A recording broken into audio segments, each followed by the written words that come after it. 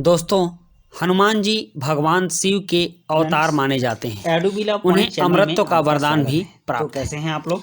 हनुमान जी रामायण के बाद कहाँ गए, यह आज भी एक रहस्य बना हुआ है। लेकिन कलयुग में हनुमान जी जिंदा हैं। आज इसका सबूत मैं आपको दिखाऊंगा। रामायण की लड़ाई में हनुमान जी ने बहुत ही वीरता के साथ लड़ा और भगवान राम का साथ दिया। बहुत ही ऐसी जगह वह भगवान राम के सम्मुख दोस्त की तरह और एक सेवक की तरह उभर कर आए, जिससे भगवान राम खुश हो गए और वो रावण पर विजय प्राप्त कर सके। आज की वर्कशीट में राम रावण की लड़ाई के बाद हनुमान जी ने राम जी का बहुत साथ दिया और अयोध्या तक भी उनके साथ गए। भगवान राम भी हनुमान जी से बहुत प्यार करते थे। अंत में अयोध्या में रहकर हनुमान जी ने माता सीता और भगवान राम का बहुत ही सेवा किया और यहाँ तक कि उन्होंने भगवान राम और माता सीता को अपने दिल में बसाए रखा, जिसे कि उन्होंने अपना सीना चीरकर भी दिखाया। ये तो हुई त्रेता की बात। त्रेता के बाद जब भगवान राम में अरब सागर, धरती छोड़कर चले गए, तब हनुमान जी जंगलों में जाकर निवास करने लगे और जंगल में ही वह रहकर तपस्या करने लगे। इसके बाद जब द्वापर युग आया तो द्वापर युग में भी हनुमान जी के कुछ लक्षण दिखाई देते हैं। एक बार की बात है कि हनुमान जी एक रास्ते पर सोए हुए थे। उधर से बलशाली भीम अपने घमंड में चूर होकर रास्ते से जा रहे थे। भीम ने देखा कि एक बूढ़ा बंदर रास्ते पर पूंछ फैलाए सोया पड़ा है। उसने कहा कि यह बंदर, तुम अपना पूंछ उठा लो।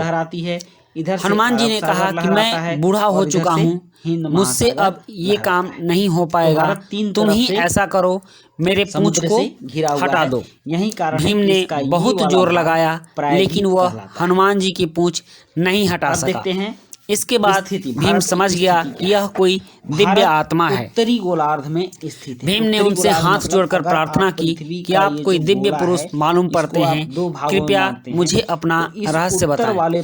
तब हनुमान जी ने भीम को अपना रूप दिखाया कि मैं राम भक्त हनुमान हूँ। 23.5 डिग्री ऐसा सुनकर भीम ने हनुमान जी को प्रणाम किया और उनसे आशीर्वाद प्राप्त हुआ। उसके बाद आगे की कहानी हमें यह भी पता चलती है कि जब महाभारत का युद्ध हो रहा था, तब हनुमान जी भगवान कृष्ण के साथ अर्जुन का साथ दे रहे थे। वह अर्जुन के रथ पर सवार होकर अब अर्जुन के रथ की रक्षा भी कर रहे थे। और जब युद्ध समाप्त हुआ, तब हनुमान जी उस रथ से उतर गए और वह रथ जलकर खाक हो गया। अर्जुन ने कृष्ण से पूछा कि ऐसा क्यों हुआ।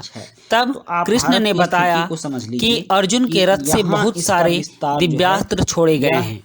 उन दिव्यास्त्र के प्रभाव से यह रथ अब नष्ट हो चुका है। जब तक हनुमान जी थे तब तक यह रथ बचा हुआ था। हनुमान जी के जाते ही यह रथ नष्ट हो गया। आगे जब द्वापर युग भी समाप्त हुआ और बारी कलयुग की आई, तो कलयुग में भी हनुमान जी के लक्षण दिखते हैं और हनुमान जी हैं ऐसे उदाहरण मिलते हैं। तुलसीदास ने कहा है कि वो हनुमान से ही प्रेरणा लेकर रामचरितमानस की रचना किए। उत्तरी अक्षांश हनुमान जी ने ही उनसे रामचरितमानस लिखने को कहा और तुलसीदास जी ने हनुमान जी से सीखकर ही रामचरितमानस की रचना की, जिससे कि यह दिव्य ग्रंथ बन गया और आज भी हमारे घरों में रामचरितमानस देखने को मिलता है। उसके बाद श्रीलंका के कबीले एक हैं मातंग कबीले। ये लोग आज भी कहते हैं कि हर 41 वर्ष के बाद इन कबीलों के बीच हनुमान जी आते हैं और अपना दर्शन देते हैं। श्रीलंका में आज भी बड़े बड़े पैरों के निशान हैं, जो यह कहानी बयां करती है कि हनुमान जी इधर से होकर गुजरे थे।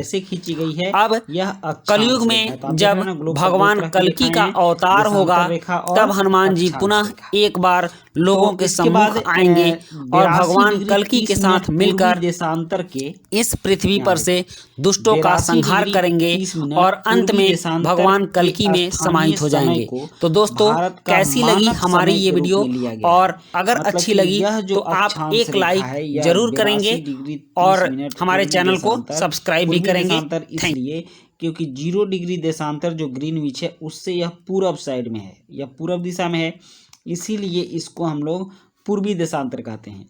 तो यहाँ पर जितना समय होता है पूरे भारत में उसी समय को माना जाता है, इसीलिए इसको प्रधान याम्योत्तर के रूप में हम लोग जानते हैं। उसके बाद इस याम्योत्तर को भारत का मानक याम्योत्तर भी कहा जाता है, क्योंकि इसी के समय को पूरे भारत में माना जाता है। यहाँ अगर 8 बजेगा तो यहाँ भी 8 बजे ही माना जाएगा और यहाँ भी 8 बजे ही माना जाएगा। भारत का क्षेत्रफल 32 लाख है, हाँ 32.8 लाख, 32 लाख और 80,000 के लगभग में है। तो 32.8 लाख इसको पढ़ते हैं वर्ग किलोमीटर क्षेत्रफल है। मतलब कि इसका पूरा क्षेत्रफल मिला लें और ये द्वीप समूह सबको जोड़ करके ये अंडमान निकोबार द्वीप समूह है और ये लक्षद्वीप समूह है। तो इस सब को अगर हम लोग जोड़ लें तो 32.8 लाख वर्ग किलोमीटर क्षेत्रफल है भारत का, इसको हम लोग याद रखेंगे। उसके बाद उत्तर में कश्मीर से लेकर दक्षिण में कन्याकुमारी तक इसका विस्तार लगभग 3,200 किलोमीटर है। ये जो आप लंबी लाइन देख रहे हो ये कश्मीर से और भारत के दक्षिण में कन्याकुमारी तक ये विस्तार 3,200 किलोमीटर तक का विस्तार है। यहाँ 3,214 किलोमीटर लिखा हुआ है तो आप इसको 3,214 किलोमीटर मान सकते हो।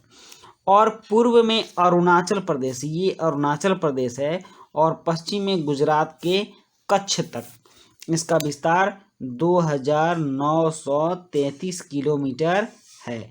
मतलब ऐसे 3,214 किलोमीटर और ऐसे पश्चिम से पूर्व 2,933 किलोमीटर तक इसका विस्तार है।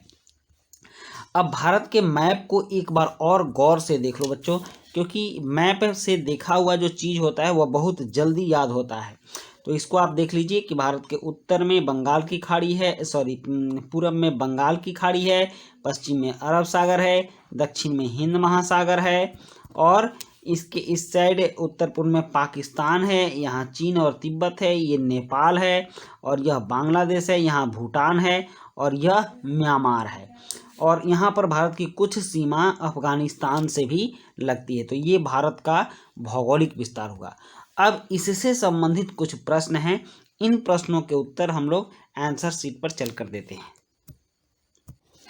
प्रश्न 1, भारतीय भूभाग का क्षेत्रफल कितना है? तो इसका उत्तर है भारतीय भूभाग का क्षेत्रफल 32.8 लाख वर्ग किलोमीटर। यहाँ लाख छूट गया है, आप लोग लाख लगा देंगे, 32.8 लाख वर्ग किलोमीटर है। उसके बाद है उदाहरण के साथ प्रायद्वीप को परिभाषित कीजिए। तो इसका उत्तर है स्थल का वह भाग जो 3 ओर से जल से घिरा होता है प्रायद्वीप कहलाता है, जैसे भारत का प्रायद्वीपीय भाग। उसके बाद भारत का मानक याम्योत्तर क्या है? तो इसका उत्तर है भारत का मानक याम्योत्तर 82 डिग्री 30 मिनट पूर्वी देशांतर है। तो बच्चों, कैसी लगी आपको आज की ये वर्कशीट की वीडियो? अगर वीडियो अच्छी लगी हो तो लाइक, सब्सक्राइब, कमेंट जरूर कीजिएगा और अपने दोस्तों के बीच भी इसको शेयर किया कीजिए। तो मिलते हैं नेक्स्ट वीडियो में। Thank you.